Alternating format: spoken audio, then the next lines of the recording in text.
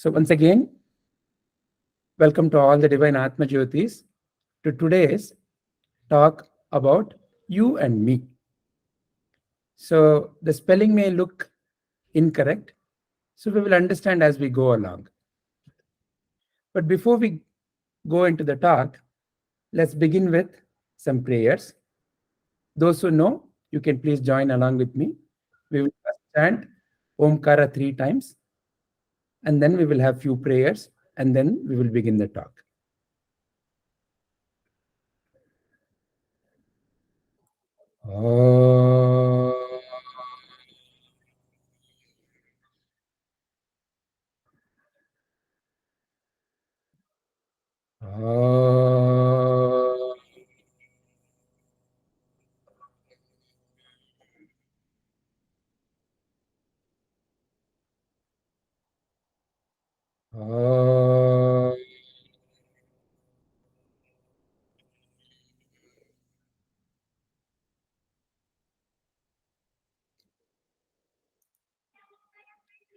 Respecting the self. Antarjyotihi, Bahirjyotihi, Pratyakjyotihi, Paratpara, Jyotirjyotihi, Swayam Jyotihi, Atmajyotihi, Shivosmyaham. I am the supreme light of awareness, illuminating the outer world of objects, inner world of thoughts, and deep sleep state. I am divine light of the nature of auspiciousness, Shivaswarupi. Let us respect the Guru Parampara. But before that, let us respect the Guru. Om Guru Brahma, Guru Vishnu, Guru Devo, Maheshwaraha, Guru Sakshat Parabrahma, Tasmai Shri Gurave Namaha.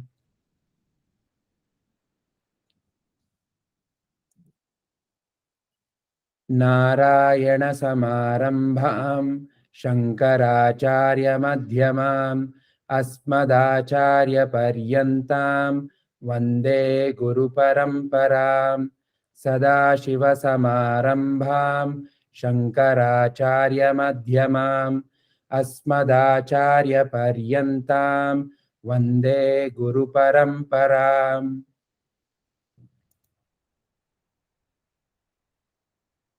In life, whatever one learns or whatever one gets, it is always the blessing of the divine.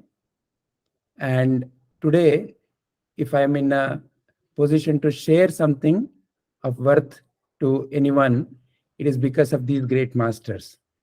Acharya Vinay Vinayakar has been selflessly serving the society now for more than 40 years. Sri Narasimha Prabhuji, all of you would know here, we fondly call him as Prabhuji. He has been serving the society similarly now for more than 30 years. And each one of them is an excellent role model. It is very, very fortunate to have such role models in life. At the end of the day, our life develops based on what we see, what we hear, and who we emulate. So I'm really thankful to these great masters. So let's jump into today's topic.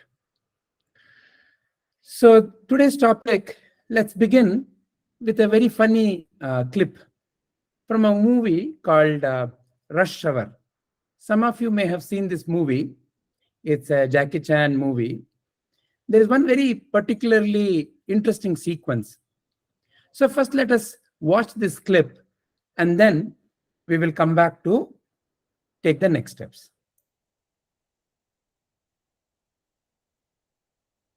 May I help you?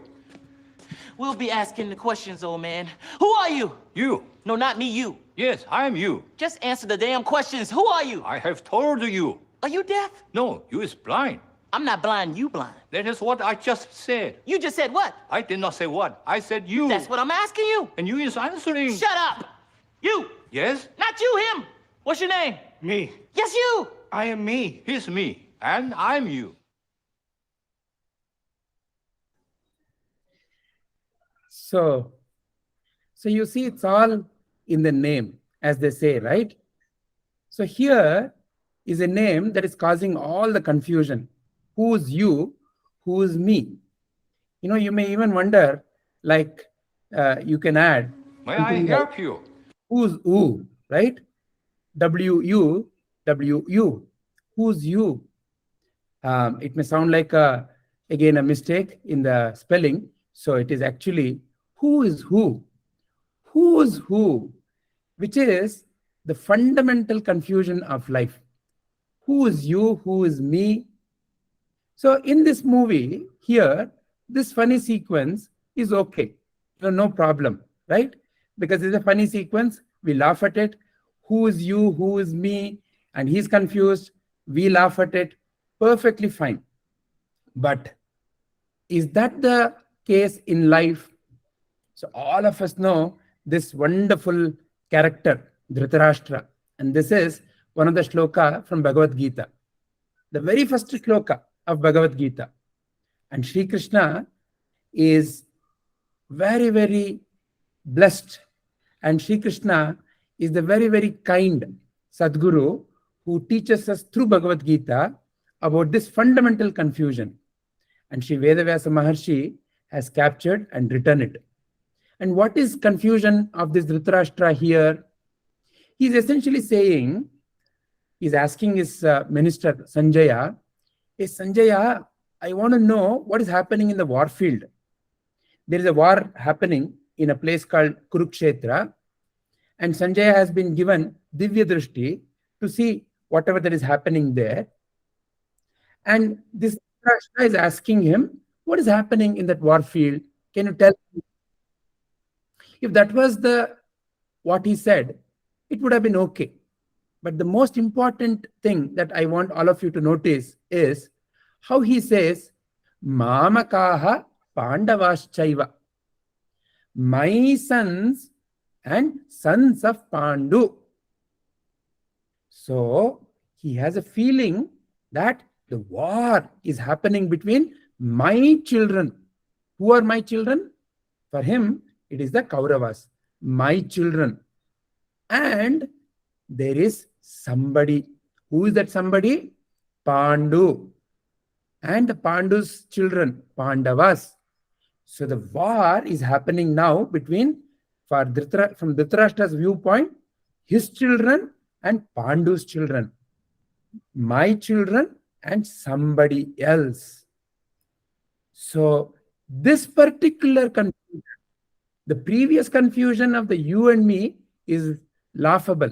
But this confusion caused, they say, when the Mahabharata war happened, some 4 to 6 million people, some estimated to be much more than that, but there is a guesstimate of about 4 to 6 million people who lost their life. And it is said to have wiped out a large part of the population at that point in time. So this confusion of this blind king Dhritarashtra led to so many lives being lost. So the other you and me was laughable, but this you and me is not laughable.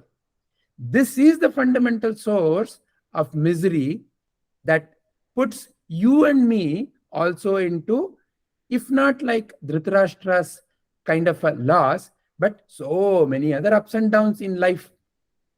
So is this the reality? Is this you and me? Is this separation that Dhritarashtra is feeling between my children and others? Is this reality? So thankfully, the reality is that it is a false understanding. What is a false understanding? You and me is a big myth. Okay, story ends here. So at the very beginning, we have seen the confusion of Dhritarashtra, and we have seen that this is a big myth. Is this because I am saying? No, no, no.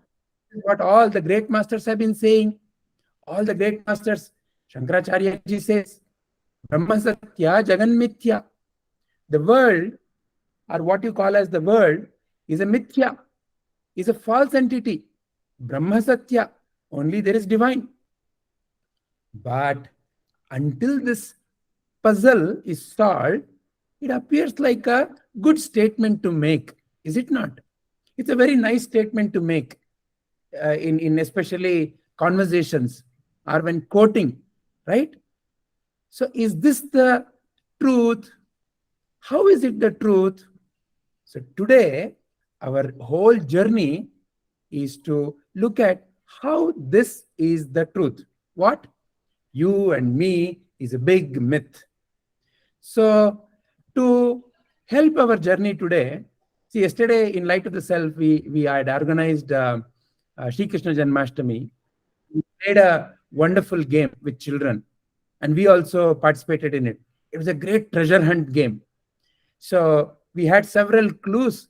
We had to run from one place to another place, and eventually we had to find some jigsaws, and we had to put together, which would reveal us a grand Bhagavadgita shloka, and through that we would have the darshana of Krishna, and through him we would get the treasure. That was the game. So today we'll play a similar game. We will not have to run around, but today we will kind of play a detective kind of a act. So we will take some playbook of a detective. What a typical detective does. A typical detective, when there's a mystery, the beginning point is something unknown. Some crime has happened. Now here, what is a crime? We already know the crime. The crime is you and me is a big myth. So now we have to solve this. How do we solve it? We'll go step by step, like how a detective goes. How would a detective do this? He would collect all the nice little information about whatever that crime that has happened. Is it not? So that is what he will first do. Systematically, he will collect. Then he will put all that information together, and he will analyze. He will see what is the pattern here. Is the understanding I have about that particular information, is it correct? So like that, he will analyze. And through this analysis, through this deep diving and looking at it properly, is how one can see. That is how any detective solves, is it not? So today, we will also do a similar exercise. So today, first we will collect all the things that we know. And when we are collecting information, how do we collect? We hear, right? We hear say, whatever our society has taught us, that we will first of all put together. That's the information. Then when we are analyzing, we will today bring a special set of eyes. And that special set of eyes is just like how that Sanjaya got special set of eyes to look into a distant area where there was apparently a war happening. Like that, today, you and I, we will borrow special set of eyes. We will understand as we go along. And through that special set of eyes, we will analyze whatever information we have collected. And then we also will hope to see a grand secret being revealed. And that should lead us to our own conclusion of the statement. Is you and me a reality, or is you and me a myth? All right. So that's the play for today. So without much ado, let's jump. So first of all, we need to collect information. So what information we have to collect? Like I already mentioned, we will collect what you and I already know. And how do you and I know about this you and me? So we have collected lots of information from people around us, from book around us, from television, so many sources, is it not? But if you look at all the information that you've collected, it all can be boiled down to some simple fundamental questions.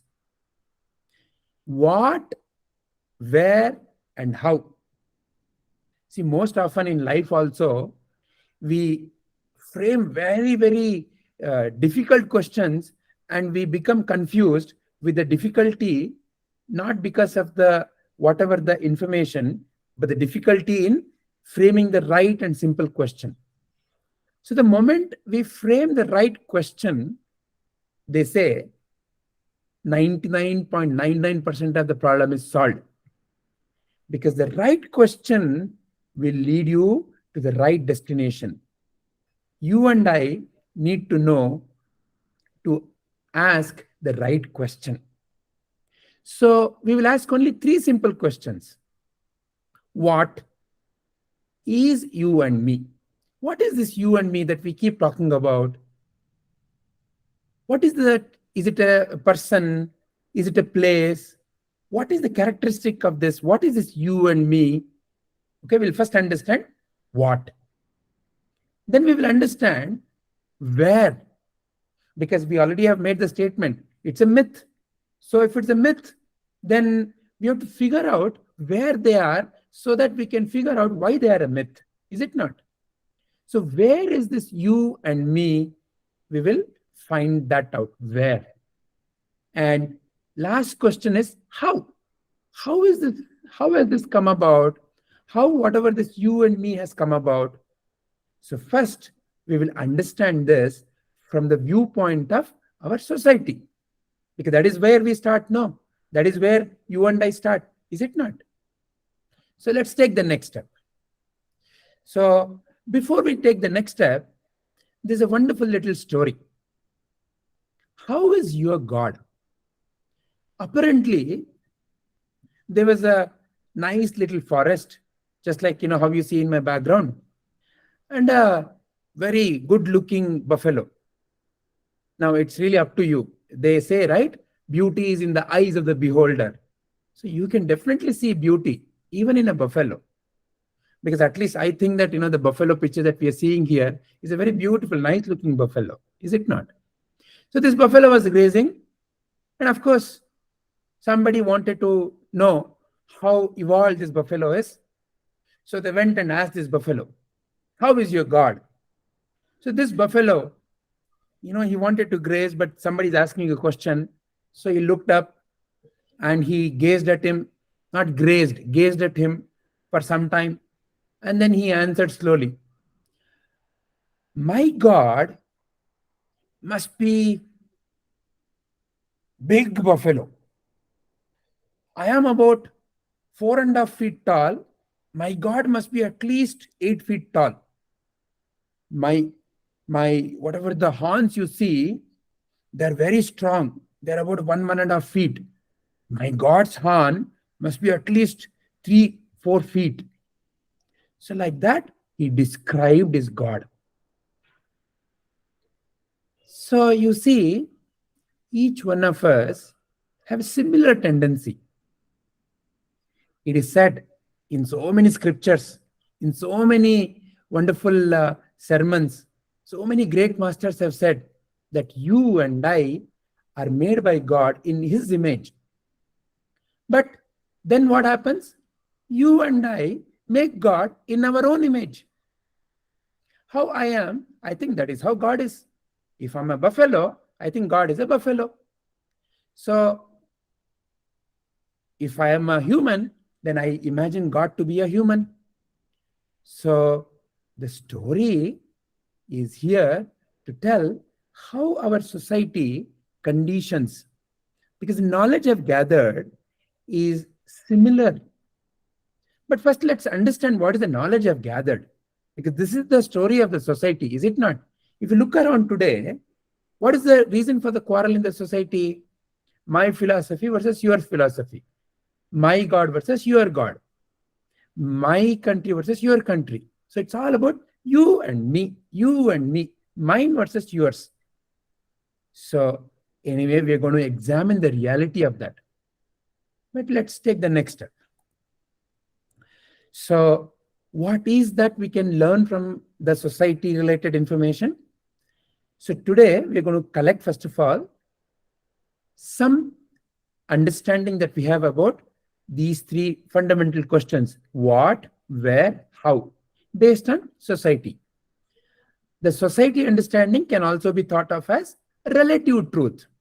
It is my truth or your truth. My truth versus your truth. It is not the truth. It is my truth or your truth. Relative. It is relative to me. Is Indians good? Relative to me, very good. Is Pakistani bad? Relative to me, maybe bad. So like that, some truths are relative and they change from place to place. What may be good here may be bad in some other place. What was good some time back may be very bad today. So first of all, let's understand like that what kind of relative truth we have assimilated in our mind about you and me. First, let's understand that. So the first task as a detective for you and me is to collect our society understanding about what is this you, what is this me. Let's begin the journey. So because each one of us love, who do you like the most? Of course, first is me, right? So let me first understand about me from a society standpoint. What do I know about me? I know I have a body. So I have a body. So that is the first level of understanding. Then I have some place where I seem to think, I seem to kind of remember, seem to go into the future. So something that nobody knows what it is, where it is. Unlike the body parts, this is not seen, but all of us know it is there. Because when you ask somebody, what are you doing? If let's say, for example, a child is sitting in the class and the lecturer is giving a very boring lecture and the child has dozed off, and if the lecturer catches and asks, what are you doing? The child suddenly stands up and says, I'm thinking. So the teacher says, but I saw your eyes closed. Yeah, I was thinking in my mind. This is the answer all of us know, right? So through that we know we have something called a mind. We all take it for granted. Mind. Where is it? We will understand. Society understanding, we will see. Where is it? We don't know, but it is there. So has anybody seen? None of us have seen. How do we know? Because we think. So mind is there. And that is where I have all kinds of information. Good, bad, right, wrong, all of this. So this combination of body and mind is who I think I am. Correct? This is who I think I am. This is the first level understanding in the society for all of us. Is it not? Then who is this you?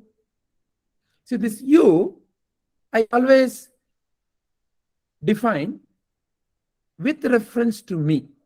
So for example, with reference to me, I see some other body and I say, oh, there, that's a man, that's a woman, that's a child, that's a old. Like that, I see some other body, and if it's a human body, then I give some name, correct?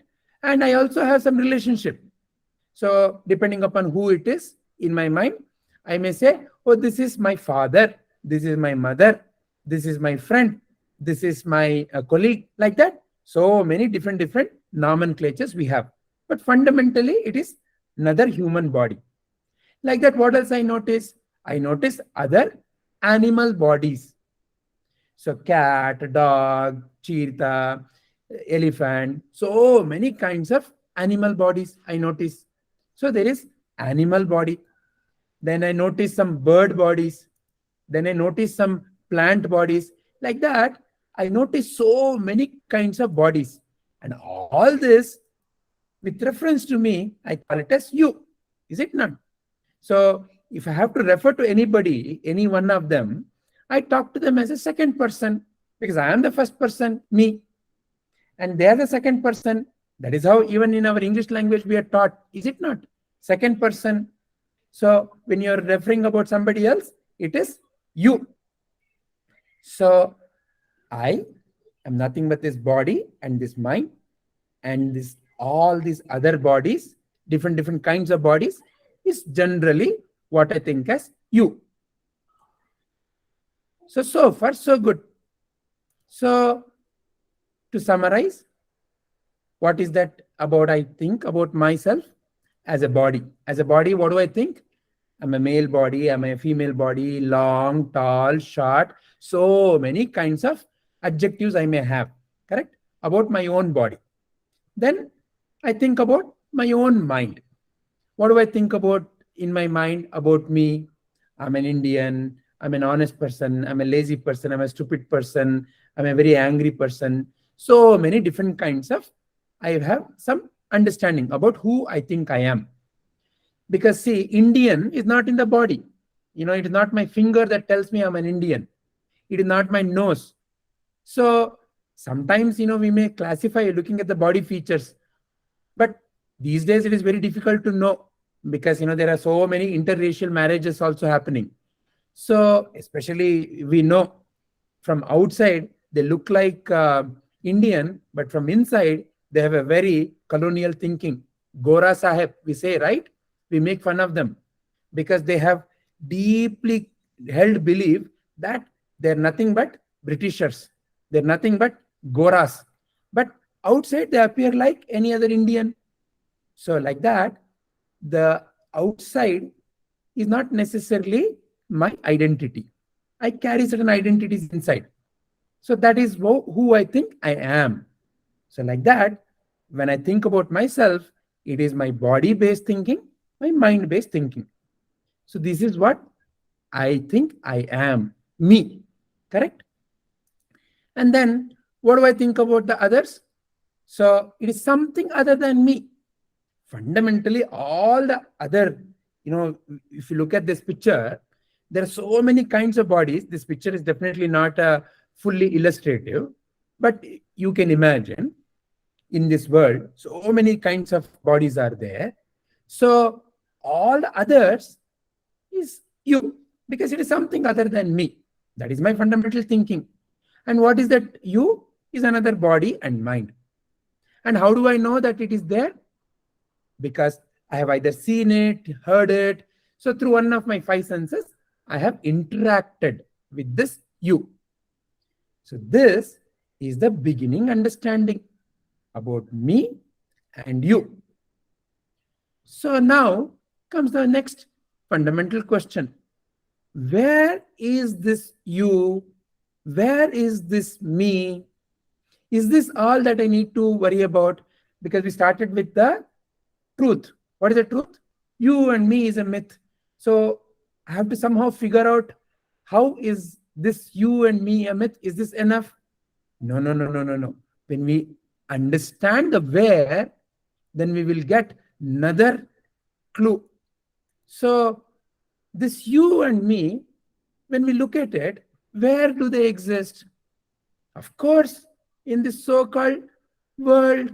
We say, where are you? I'm in India. Where are you? I'm in China. Where are you? So like that, there is some place. Where is this India? Oh, India is on earth. So like this, we have a concept of this world, which is nothing but where we think you and I are living. So now, so far we have to deal with only you and me, but now suddenly, because of the place where we are living, we now have got another entity, which we call as the world. So the world, what is it? It is nothing but, of course, something other than me. That is also other than me, because me is this body and mind. Anything other than me is something else, correct? And in that something else, I see so many kinds of bodies, and they are you, generally. And this world this is the place where you and me are housed, container. It is like a dabba, it is like a box.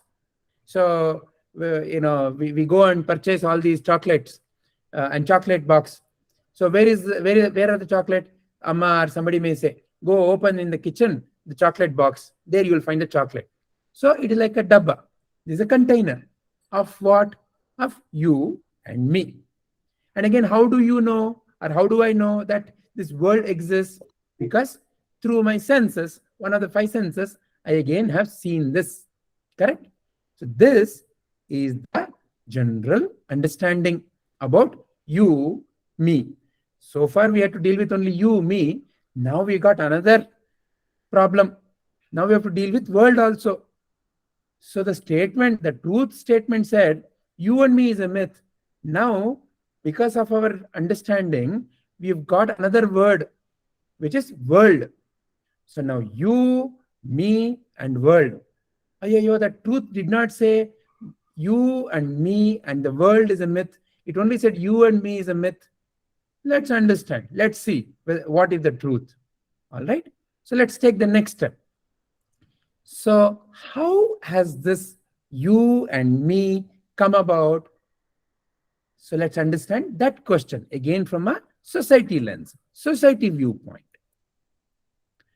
But before we go there, what is this you, me, and world?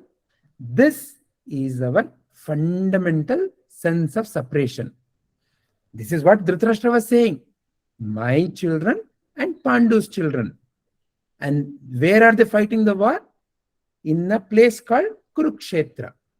So that Kurukshetra is a place where mine, something related to me, my children, and something else, Pandu's children, are fighting.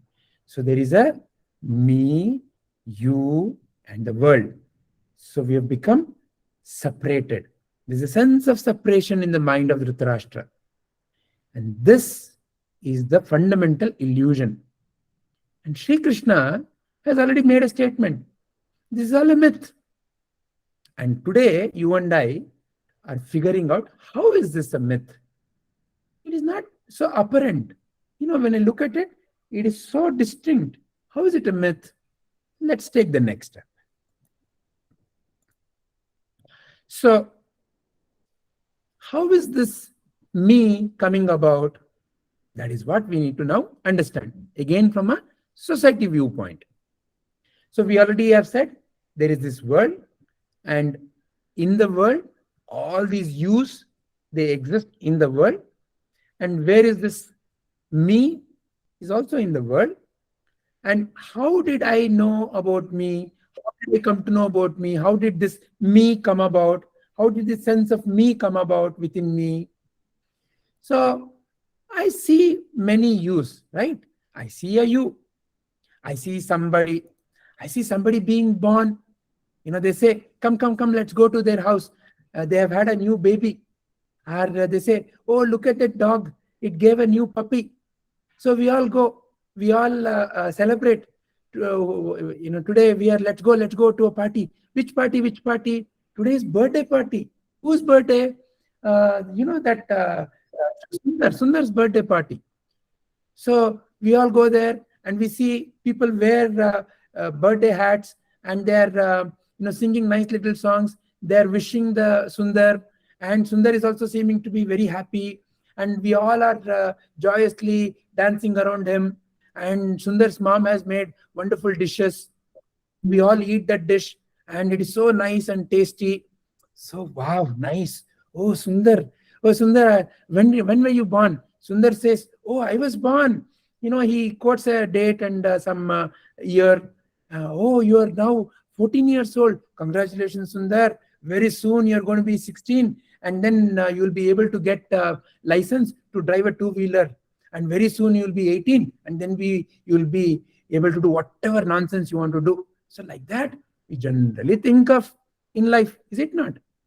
So how is this all happening? Because we hear the stories, we listen to all these things, we see all these things in and around us, saying that these yous are born. And we also see some yous go away. We see some people becoming very sad and depressed and crying. And when we ask what happened, they say, oh, somebody died and that's why he or she is so sad. So there is a birth and death. Oh, so yous are born and yous are dying. So because I'm seeing all these yous where in the world, I also think, oh, I also must be like that. And how did I come to this earth? How did I come to this world? How did Sundar come? His mother and father.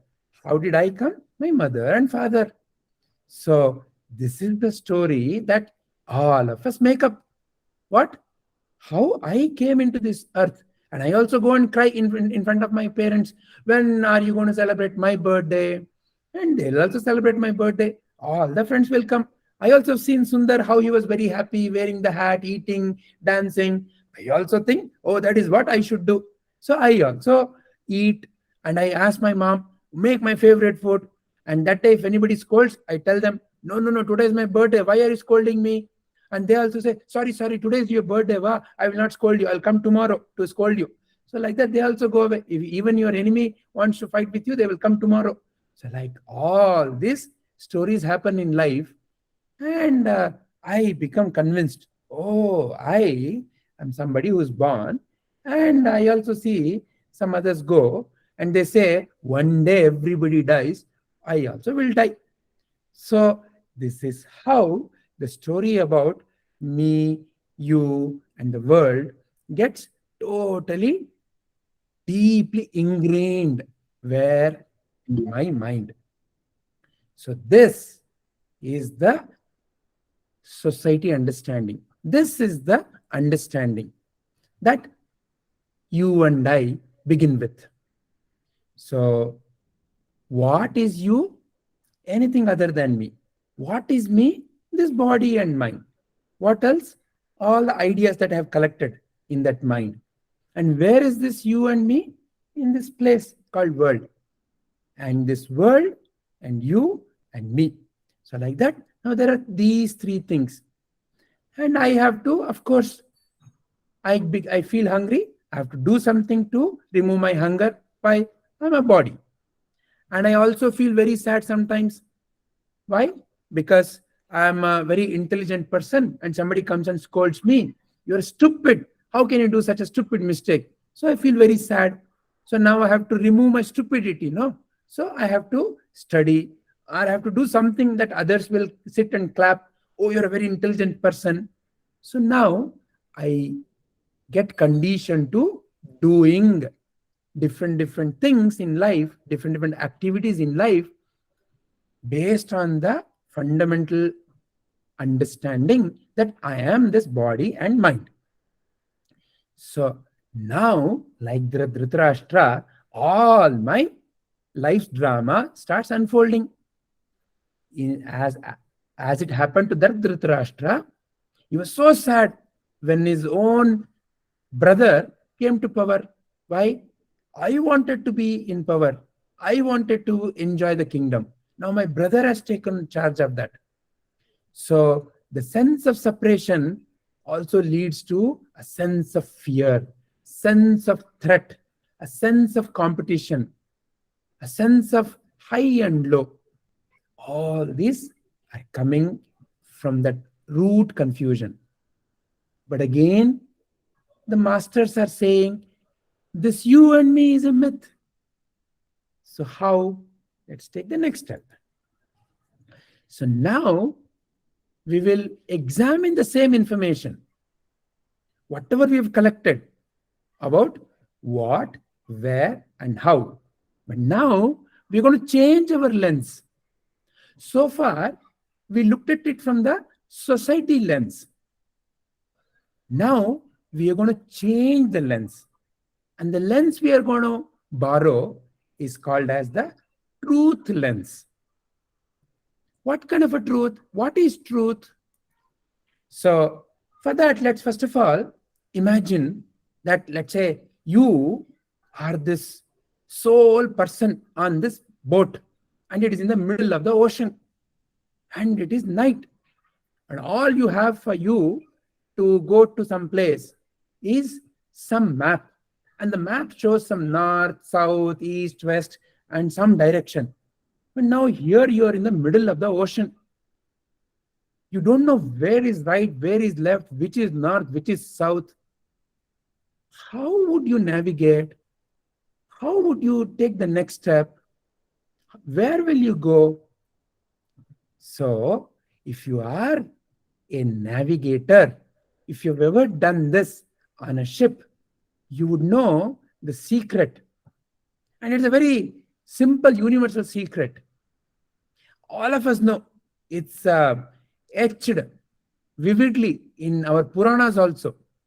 And that secret is nothing but this wonderful star called as Polaris, which you and I in our stories know as Dhruva Nakshatra, or what is also called as a North Pole star.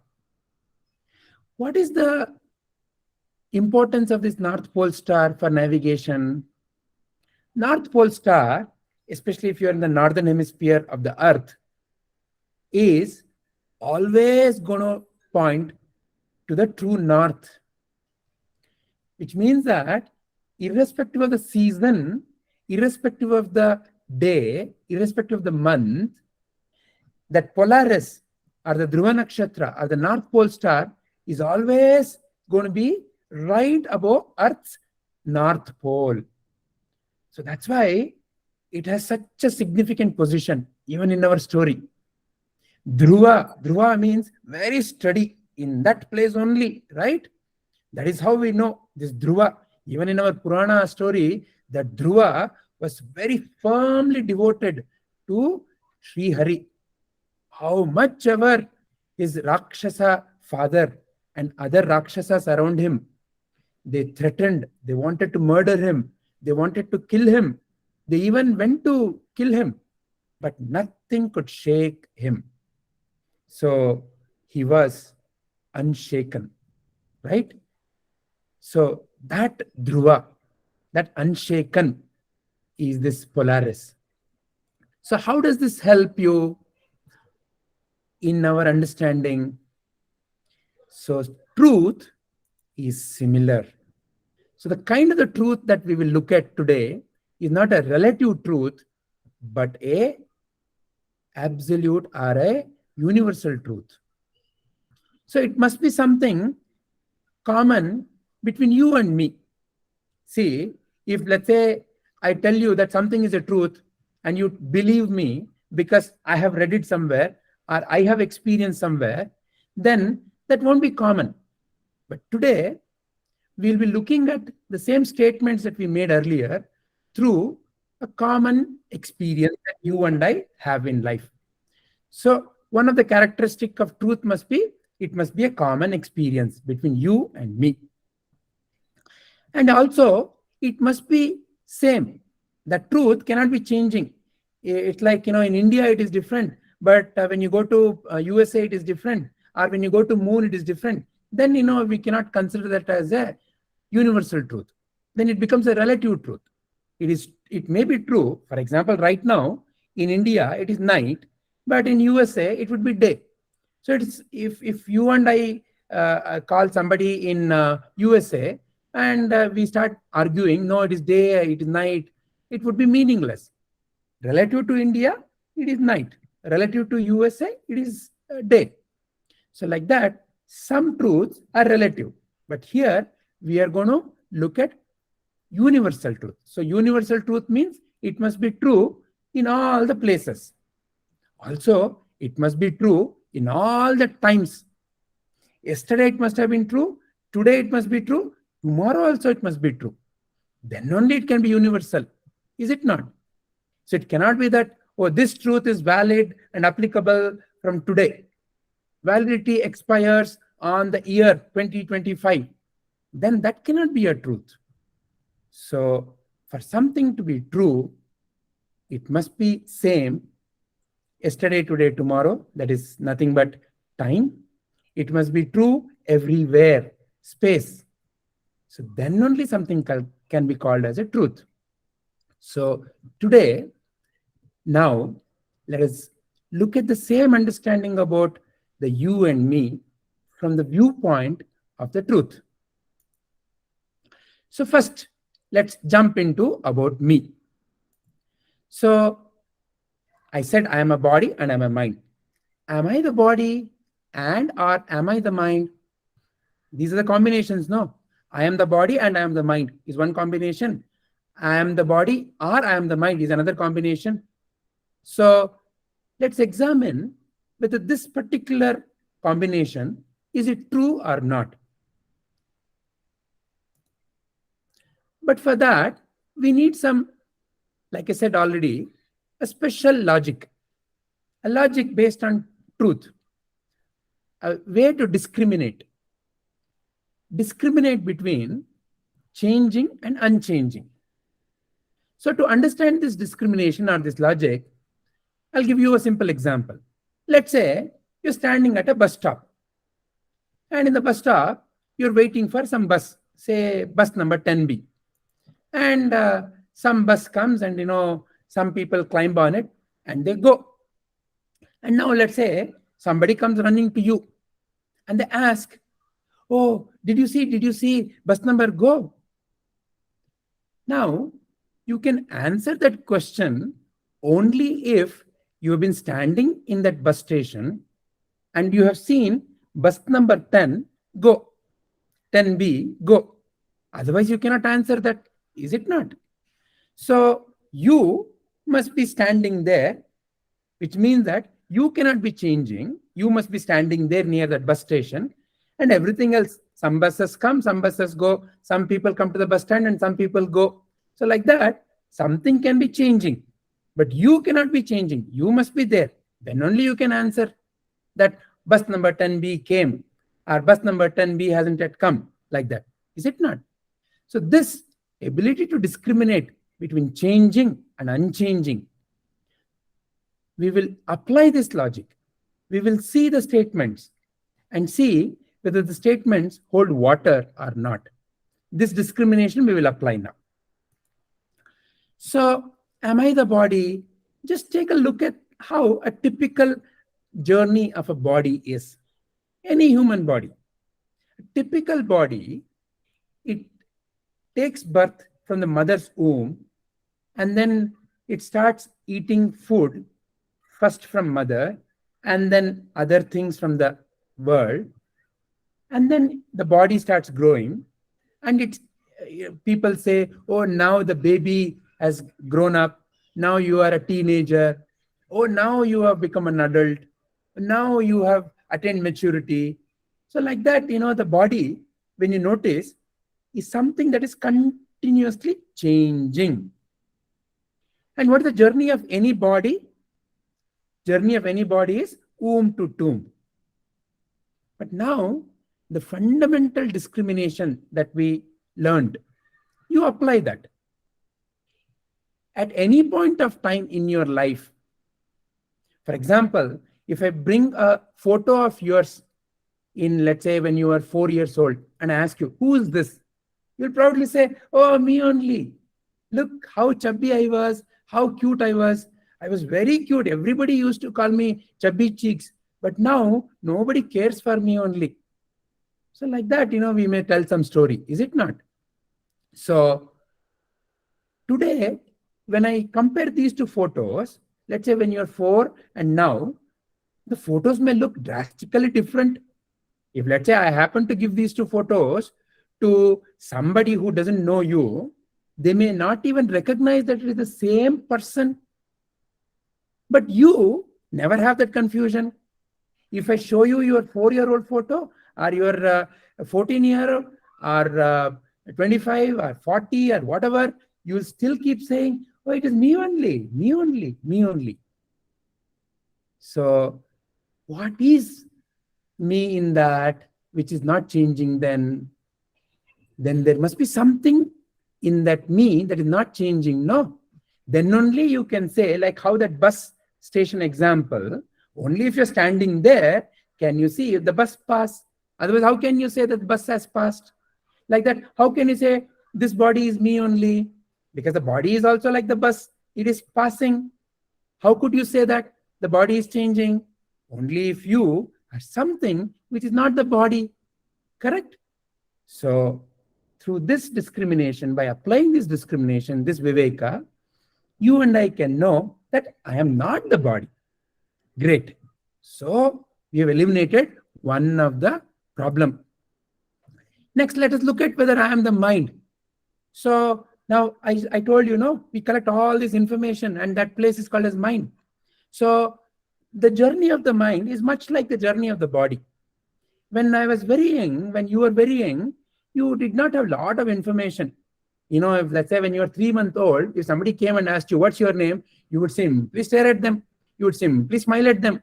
But you had no other answer. But let's say the same question when you are 3 years old, if somebody were to come and ask you, what's your name? Who are you? You would probably tell so many things. I am Janaki, I am Subramanya, I am Robert, whatever. And then which place you are from? You will tell some story. Can you sing that song? Can you tell that story? You will say so many things, and people will clap for you and say, wow, look at you. So nice. You become so intelligent. Where are you learning all this from? And you would say proudly, oh, I am so intelligent. So all that is nothing but how your mind is developing. So when you are little, you had no clue who the society is saying you are, but now you have started collecting. I am Ramasubramanya, I am a man, I am supposed to be of this religion, and I'm supposed to eat this, and I'm not supposed to eat that, and I'm supposed to wear this kind of a dress only, and I'm supposed to do this kind of a puja only, and I'm not supposed to go there, I'm not supposed to touch that. All these kinds of things, from where are they coming? From the information that you're gathering from people around you, from the society around you. And all of that is going inside your mind. And that is how your mind is developing. So somebody may come and say, oh, you have to really learn this. You are very, very poor at math. Then you put all the hard work, and for many, many years you study, and you go and get a math master's degree, and you proudly say, oh, I have become a master in math. Why? Because back then you did not have some information about math. Now you gathered so much information about math.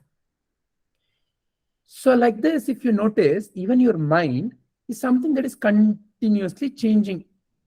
Is it changing only few years back to now? No, it is constantly changing. Even your body constantly changing.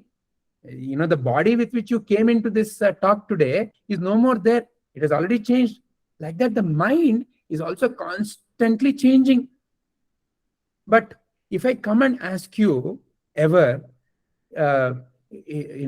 were you there when you were 3 years old? Because 3 years old, for example, when I ask you what's your name, you say Rama Subramanya. Were you there? You'll say, yeah, I was there.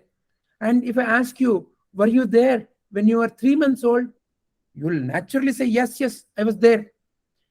But then when you were 3 months old, if I had asked you, what's your name? You wouldn't have answered.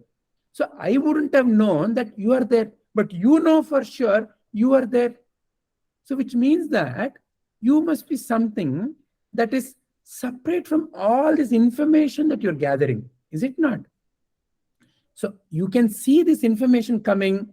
You can see that, once upon a time, I used to be so low in confidence in math. Today I've become so confident in math.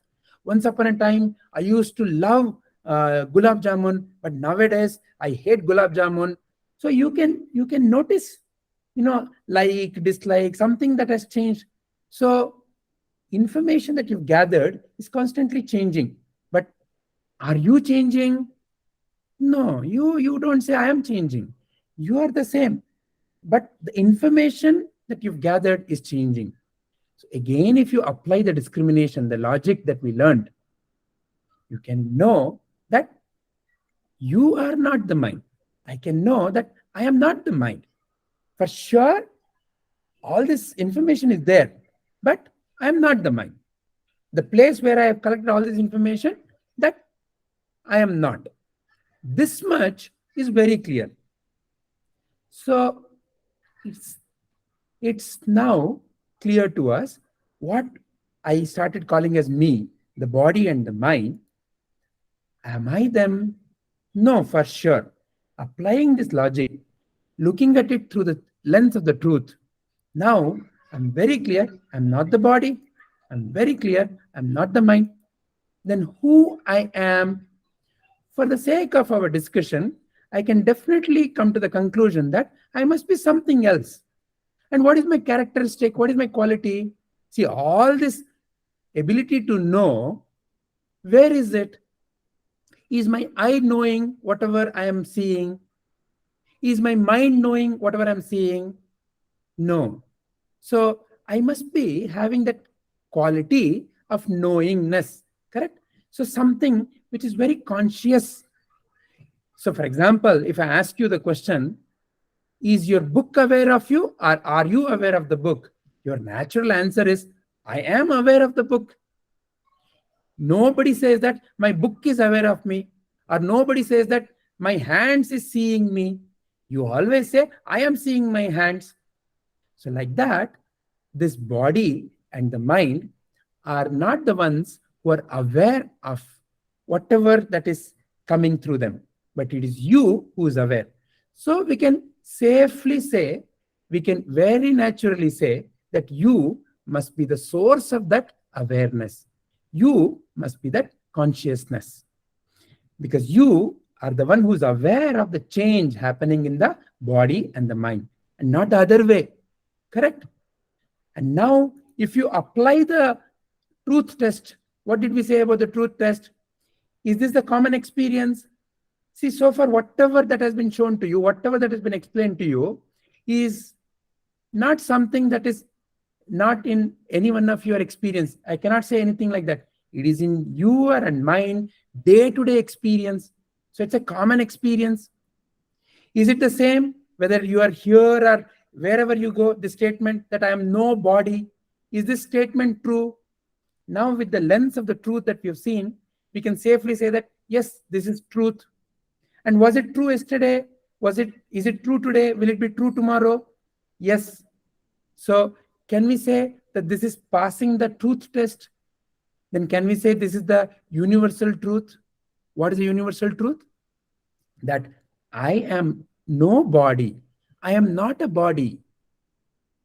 Either this physical or mental. I'm not a body, but I must be something which is conscious of all this. So I must be that consciousness.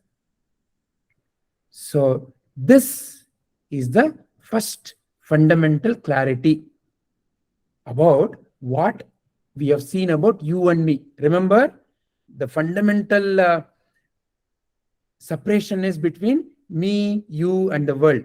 So now, through this truth, we have seen me is not this body and mind. So we have clarity about this me. Then what about this you and the world? Because that still is there, no?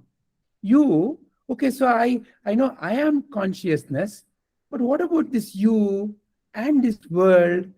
And this world is even more interesting. It is a container of you and me.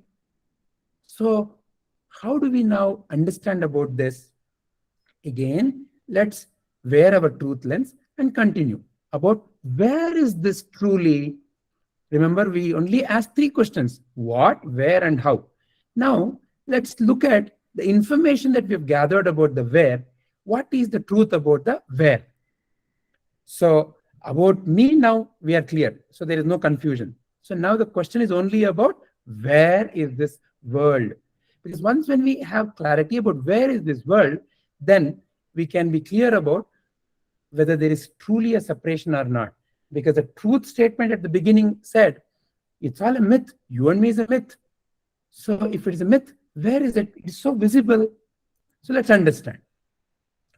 So let's look at the mechanism of seeing as a vehicle to understand where is this world.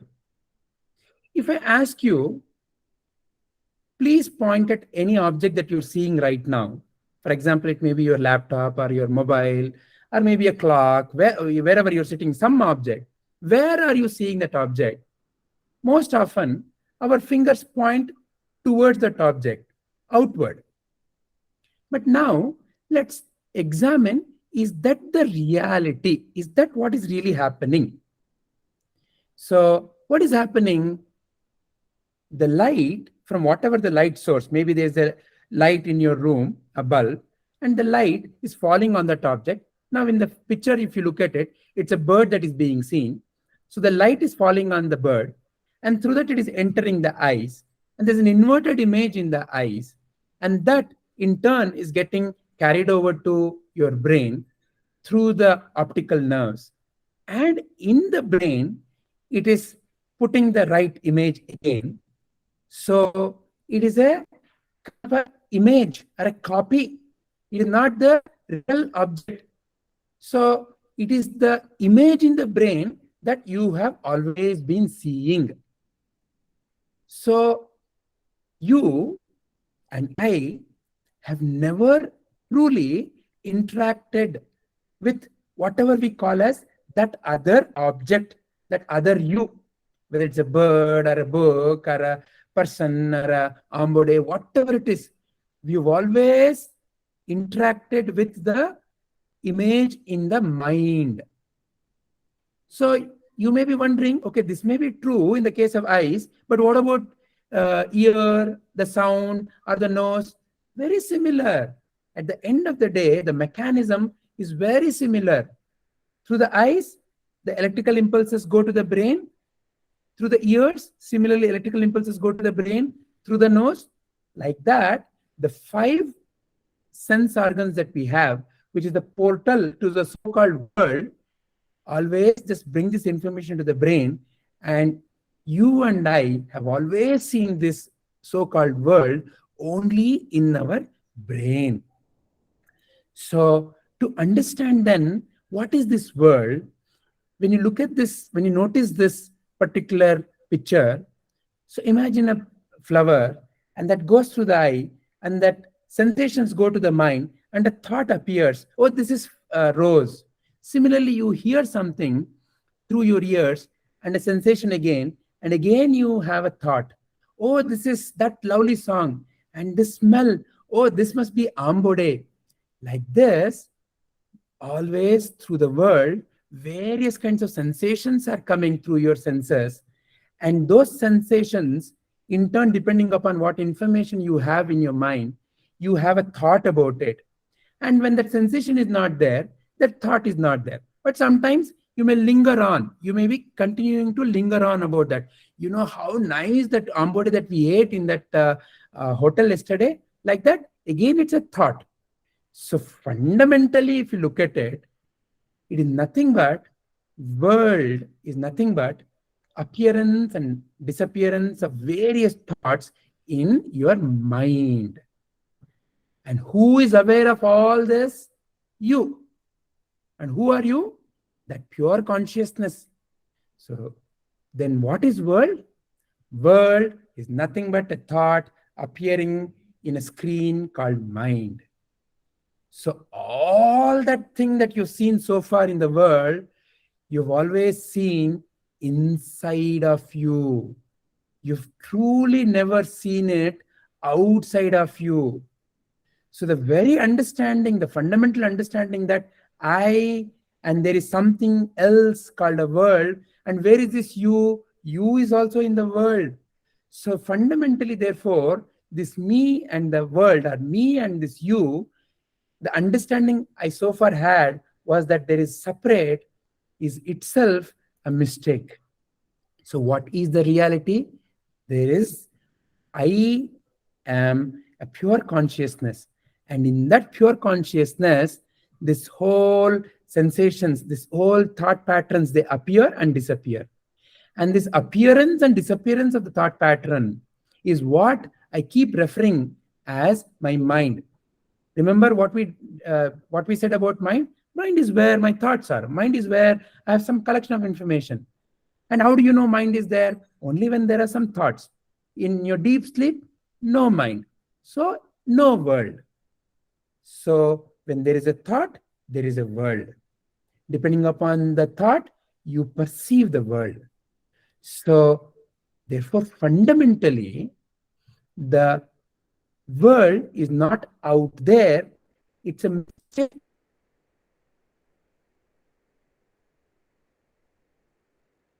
And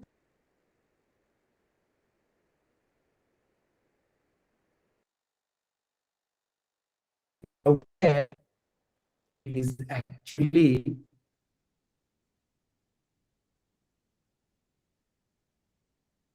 You cannot even say where.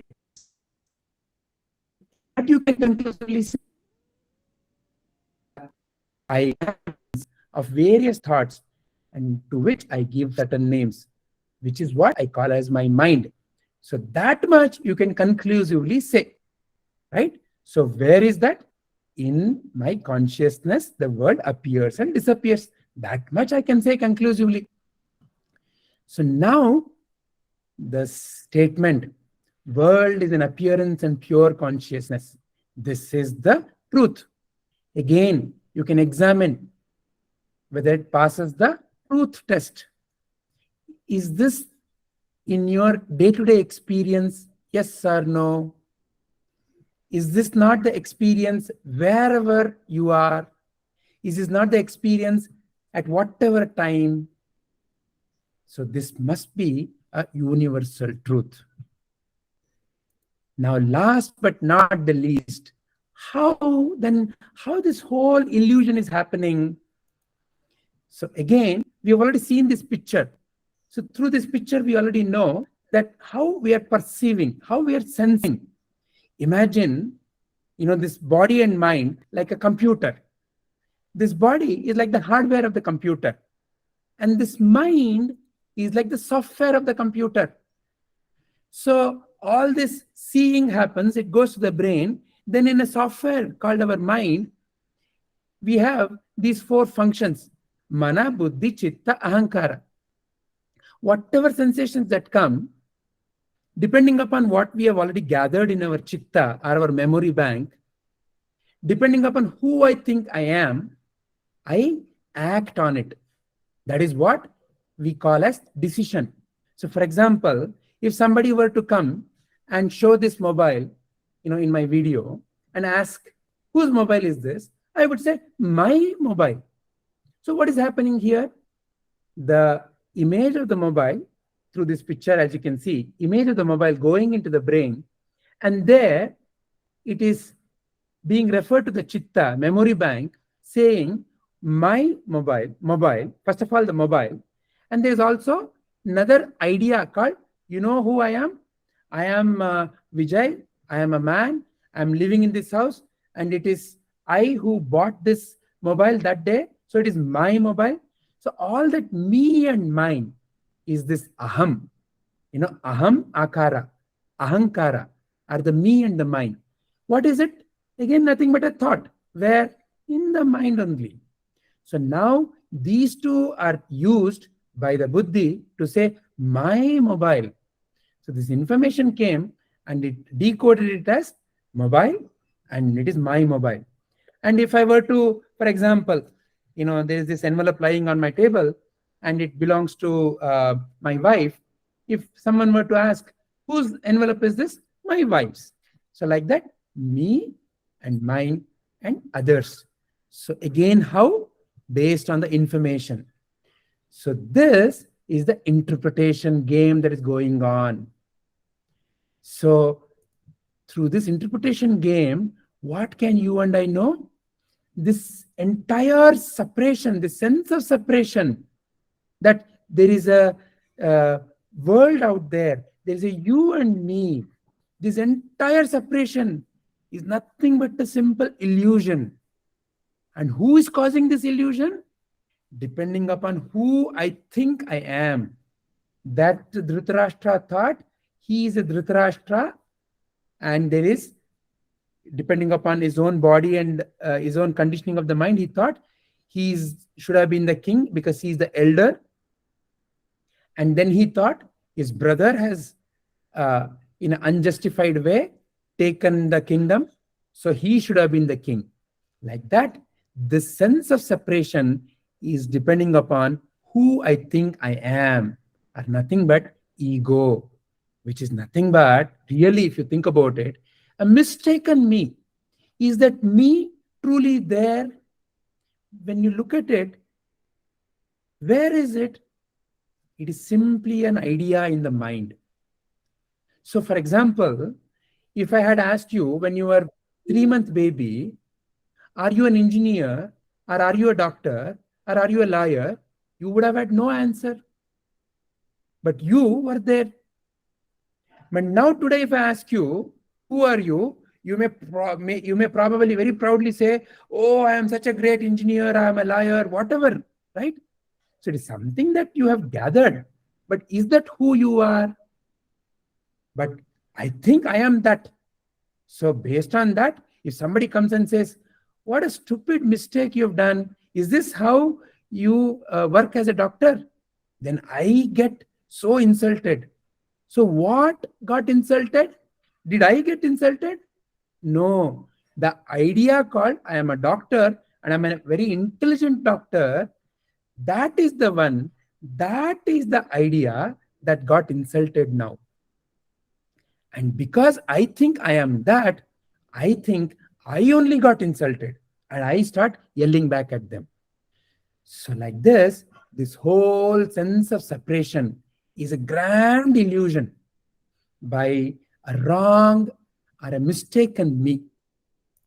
So, again, the same truth test. Is this not in our day to day experience? Is this not in your day to day experience?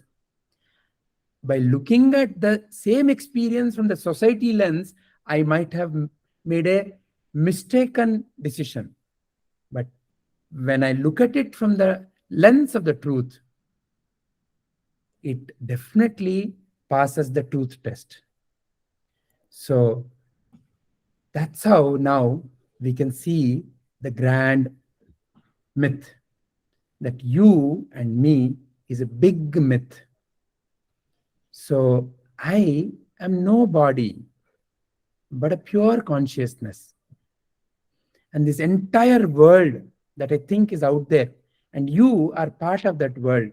And that's why you and the world, in a way, are nothing but the world. The world is an appearance in this pure consciousness. And this entire illusion of separation is by a mistaken me.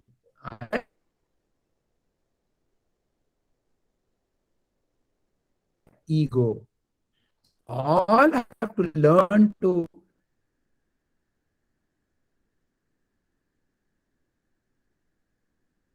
separate out is this I am.